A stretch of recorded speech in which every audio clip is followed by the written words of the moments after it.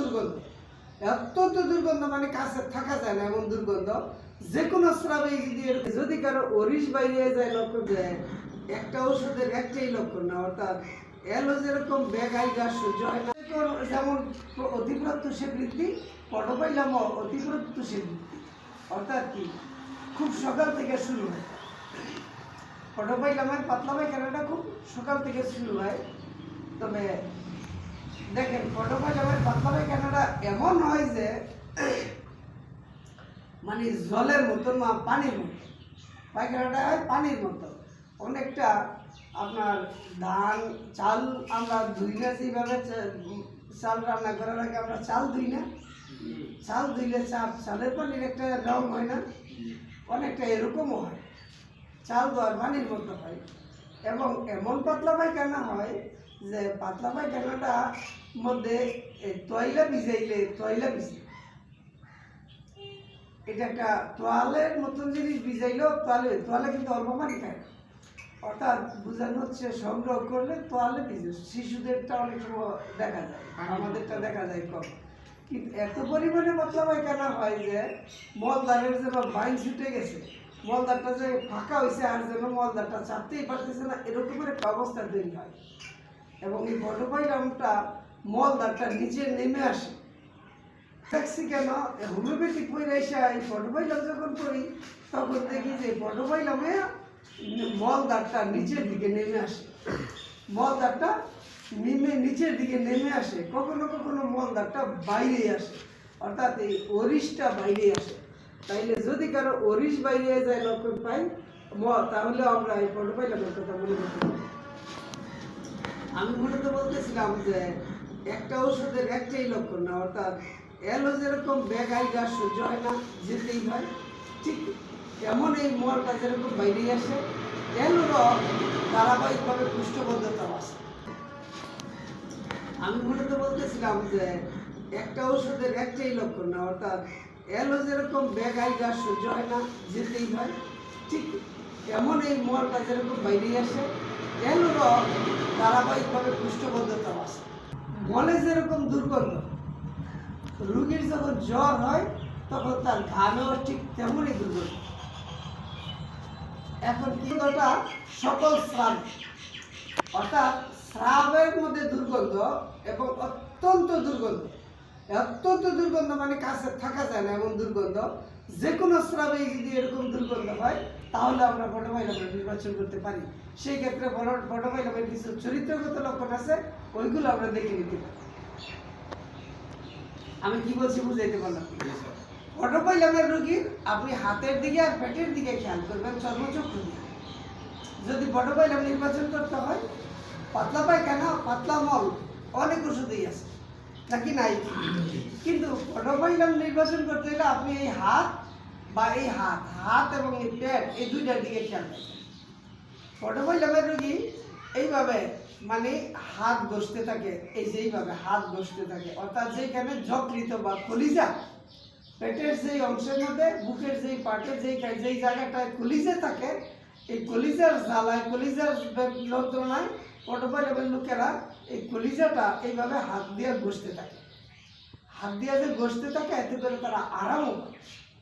তাহলে এইটা একটা অতি উত্তম সিমটম। এই ওষুধ অতি উত্তম সিমটম যে হাত বুলাইতে থাকে বা হাত ঘর্ষণ করতে থাকে, হাত বুলাইতে থাকে বা হাত ঘর্ষণ করতে থাকে। এই লক্ষণটা যদি পান তাহলে পটপাইলামে আপনি কখনোই ফেল করবেন না। পটপাইলাম মূলত কলেরা রোগীর ওষুধ। কলেরা মানে কি, পাতলা, অতি পাতলা হইলে কলেরা। নামটা একটু পরিবর্তন করে নিয়ে আসে, ডায়রিয়া থেকে নিয়ে কলেরায় চলে আসে, অর্থাৎ কলেরা চলে আসে। অতি পাতলা পায়খানা যখন হয় তখন এইটারে কলেরা বলে, কলেরা হয়। তো এইভাবে ঘর্ষণটা এই পটপাইলামের একটা বিশেষ লক্ষণ। জিহ্বাটা ভারী হয়ে যায়, মোটা হয়ে যায়, প্রশস্ত হয়ে যায়, জিহ্বাটা বড় হয়ে যায়। জিহ্বাটা ভিজা ভিজা থাকে, মোটা হয়ে থাকে, জিহ্বাটা প্রশস্ত হয়ে থাকে, জিহ্বাটায় জ্বালা করে, জিহ্বাটায় জ্বালা করে। পটপাইলামের জিহ্বাটায় জ্বালা করে। পটপাইলামের জিহ্বাটা প্রশস্ত মানে বড় হয়, মোটা হয়, হ্যাঁ মোটা হয়, জিহ্বাটা একটু প্রশস্ত হয়, আর জিহ্বাটার মধ্যে ভিজা ভিজা থাকে মাংসের মতো, জিহ্বাটায় জ্বালা করে, জিহ্বাটার মধ্যে একটা জ্বালা মতো। এইগুলো যদি সঠিক চরিত্রায়িত করতে পারি, সদৃশ্য করতে পারি, তাহলে পটপাইলাম খুব সুন্দর হয়। বুঝাই দেবো না, পটপাইলামটা জিহ্বাটাও একটা সিমটম, পটপাইলাম না জিহ্বাটাও একটা সিমটম। তো পটপাইলামের বৃদ্ধিকালটা আমাদেরকে মনে রাখতে হবে। পটপাইলাম বৃদ্ধি হচ্ছে অতি প্রত্যুষে বৃদ্ধি। অতি প্রত্যুষে বলতে ওই 3টার থেকে ভোররাত্র 3টার থেকে নিয়ে শুরু করে 3টা 4টা 5টার দিকে সেই পাতলা পায়খানাটা খুব শুরু হয়। আস্তে আস্তে বেলা উঠতে থাকে, বেলা গড়াইতে থাকে, বেলা বড় হইতে থাকে। ওই মানে দুপুরের আগের দিক দিয়ে দুপুরের দিক দিয়ে এসে পটপাইলামের ব্যথাটা বেইয়াটা পাতলা পায়খানাটা আস্তে আস্তে কমে থাকে। ওয়ালাইকুম আসসালাম। আস্তে আস্তে কমতে থাকে। তাহলে পটপাইলামটা শুরু হয় পাতলা পায়খানা অতি প্রত্যুষের থেকে। যেই ঘরে পাতলা পায়খানা হইতেছে লড়তে পারে ঘরে মনে গিয়ে ওখানে যাওয়াই যাবে।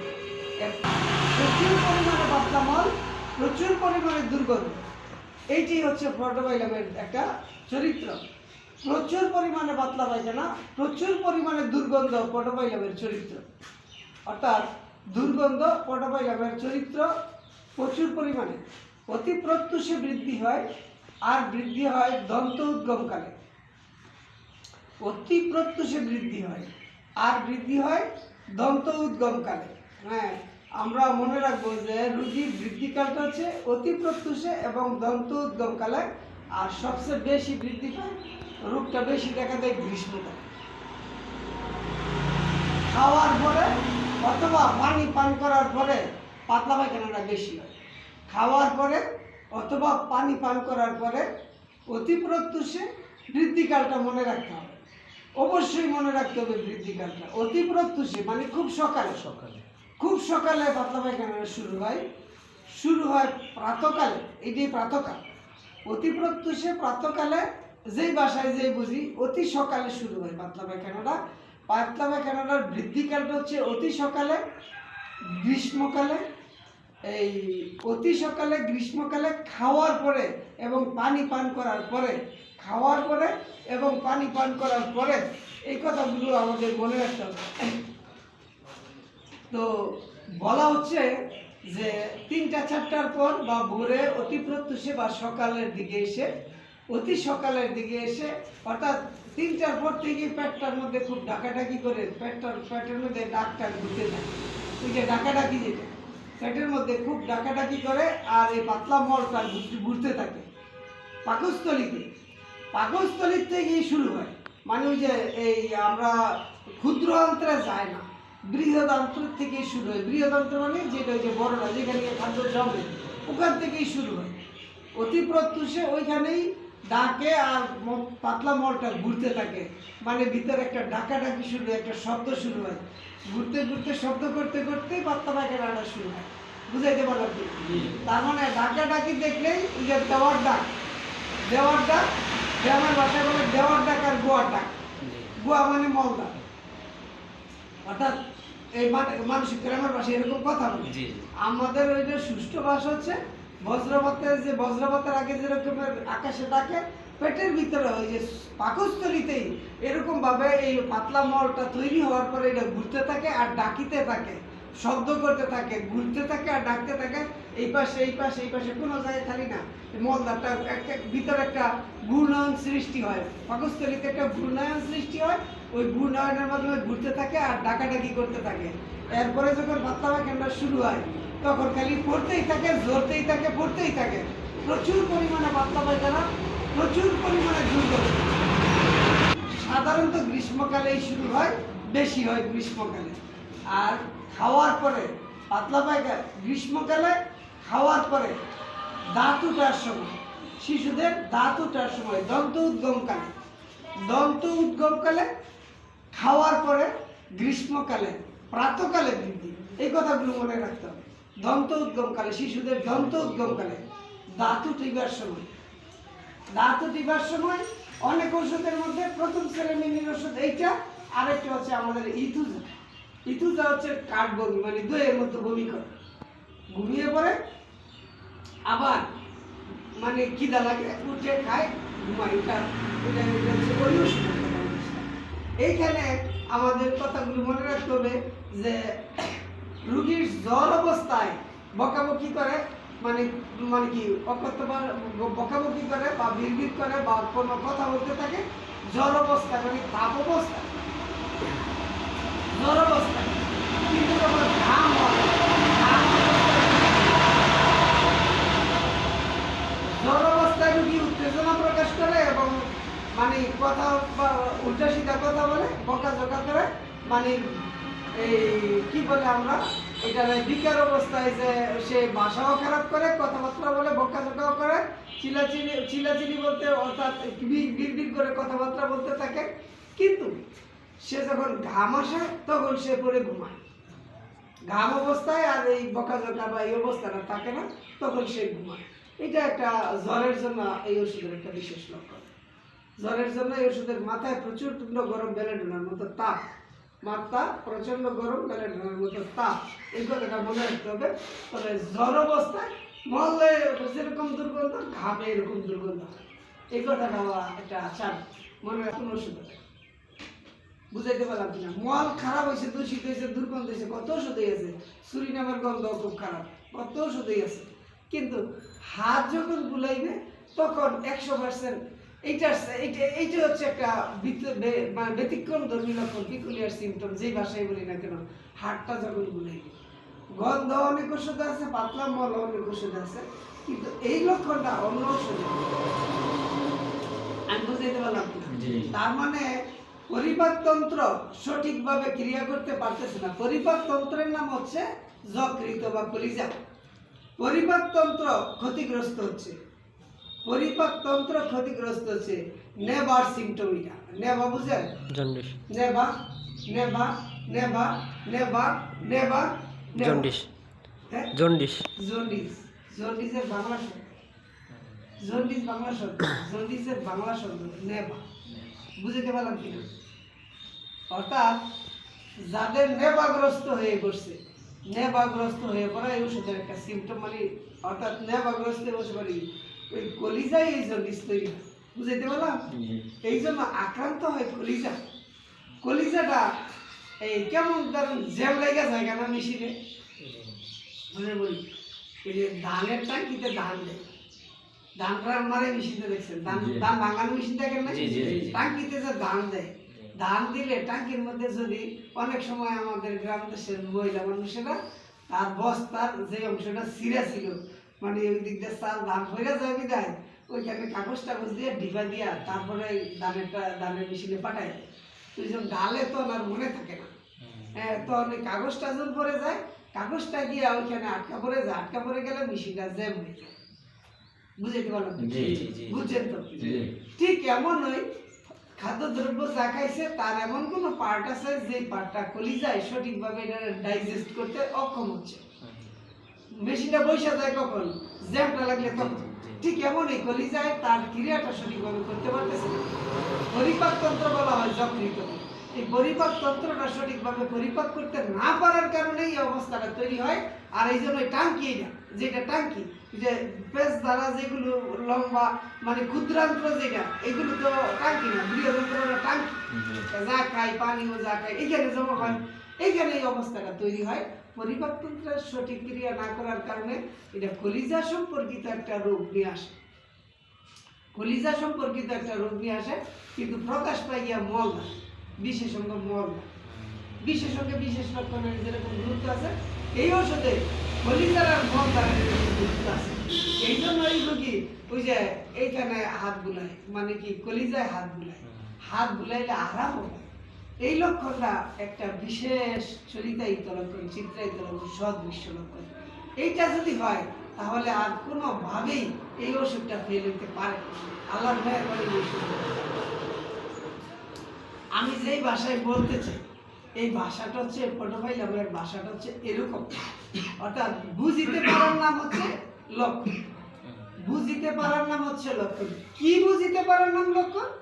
রুগী কি বলিতেছে, রুগীর আত্মীয় স্বজন কি বলিতেছে, তাতে কি অনুভূত হচ্ছে, এই যদি অনুভূত হয় যে যখন অবস্থা হয়তো না এখানে খালি হাতায়, যদি কেউ বলে তাইলে আমার অনুভূতি হইব, আমার মনে করবো পটপাইলামের কথা, আমার মনে করবো পটপাইলামের কথা। আমরা গত সদেও পড়ছিলাম ফাইটুল আক্কায় যে দাঁতে দাঁত মারিতে মারিতে চাপিয়ে ধরিবার ইচ্ছা। পটপাইলামের মধ্যে এই লক্ষণটা আছে, মারিতে মারিতে চাপিয়ে ধরিবার ইচ্ছা। মানে কি এই যে এটা সহ্য করতে না পারি সাবধান হয়, দাঁতে দাঁতে মারিতে মারিতে পাটিতে পাটিতে চাপিয়ে ধরিবার ইচ্ছা, তাতে এত কিছু আরাম হয়। হয়তো লাগাই এই লক্ষণ আছে। আর যারা দাঁতে দাঁতে চাপিয়ে ধরিতে চাইবে, যারা দাঁতে দাঁতে মারিতে মারিতে যেই লোকটা চাপিয়ে ধরিবে, তার জিহ্বার এই সাইড আছে না, জিহ্বার এই সাইডগুলোর মধ্যে দাঁতের চিহ্ন দৃষ্টিনন্দন হবে। অর্থাৎ কি আমরা দেখতে পাবো যে দাঁতের মা জিহ্বার সাইডটা একটু কি দাঁতের ছাপ আছে, কি হবে না অসম্ভব কিছু। যারা দাঁতে দাঁতে চাপিয়ে ধরিলে আরাম পাবে, তাদের অবশ্যই জিহ্বার সাইড দিয়ে একটা কি পাবে, একটা দাঁতের চিহ্ন পাবে। হ্যাঁ, এরকমের কেরিকাটা চিহ্ন পাবে, অর্থাৎ ছাপ পাবে। আমি কি বুঝাইতে পারলাম কিনা? পটপাইলামটা মূলত এমন একটা মেডিসিন, যে মেডিসিনটা জন্ডিসের রোগীরও অতি দরকার। কিন্তু শুধুমাত্র পাতলা পায়খানা হলেই চলবে না, পর্যায়ক্রমে রুগীরা পাতলা পায়খানাও করে, আবার পর্যায়ক্রমে কুষ্ঠবদ্ধতা হয়। পর্যায়ক্রমে আরও একটা সিমটম আছে, পর্যায়ক্রমে যেরকম উদরম হয়, পর্যায়ক্রমে এই মাথা ব্যথা। পাতলা পায়খানা পর্যায়ক্রমে পাতলা পায়খানার সাথে কুষ্ঠবদ্ধতাও আছে, পর্যায়ক্রমে পাতলা পায়খানার সাথে শিরোপীড়া বলা হয়, মাথা ব্যথা হয়। তাইলে পাতলা পায়খানার সাথে পর্যায়ক্রমে বলতে কি, একটা হইয়া আরেকটা হয়, একটা হইয়া আরেকটা হয়। পর্যায়ক্রমে বলতে কখনো পাতলা পায়খানা হয়, আবার কখনো কুষ্ঠবদ্ধতা হয়, কখনো পাতলা পায়খানা হয়, আবার কখনো মাথা ব্যথা হয়। পাতলা পায়খানা যখন হয় তখন মাথা ব্যথা থাকে না, মাথা ব্যথা যখন থাকে তখন পাতলা পায়খানা থাকে না, পাতলা পায়খানা যখন হয় তখন মাথা ব্যথা থাকে না, মাথা ব্যথা যখন থাকে তখন পাতলা পায়খানা থাকে না। অর্থাৎ পাতলা পায়খানা যখন হয় তখন কুষ্ঠবদ্ধতা থাকে না, আর কুষ্ঠবদ্ধতা যখন থাকে তখন পাতলা পায়খানা হয় না। এইটাকে পর্যায়ক্রমে বলে। বুঝতে পারলাম? কোনো মেয়ে মানুষ গাইসা বলবো যে আমার না মাঝে মধ্যে পাতলা পায়খানা হয়, আবার মাঝে মধ্যে মাথা ব্যথা হয়। যে পাতলা পায়খানা যখন হয় তখন মাথা ব্যথা থাকে না, আর মাথা ব্যথা যখন থাকে তখন পাতলা পায়খানা থাকে। তো এইভাবে কেউ কেউ মানে কথাগুলো বলে ফেলে। যদি বলে ফেলে তাইলে বুঝতে হবে পর্যায়ক্রমে, অর্থাৎ পর্যায়ক্রমে উদাহরণ হয়, পর্যায়ক্রমে কুষ্ঠবদ্ধতা তো বুঝি নাকি, কষা, কখনো কষা কখনো রসা। রসা যখন হয় তখন কষা থাকে না, আর কষা যখন হয় তখন রসা থাকে না। এটাকে পর্যায়ক্রমে বলে। বুঝাইতে পারলাম কি? ঠিক এই অবস্থা, যখন পাতলা পায়খানা হয় তখন শিরোপীড়া থাকে না,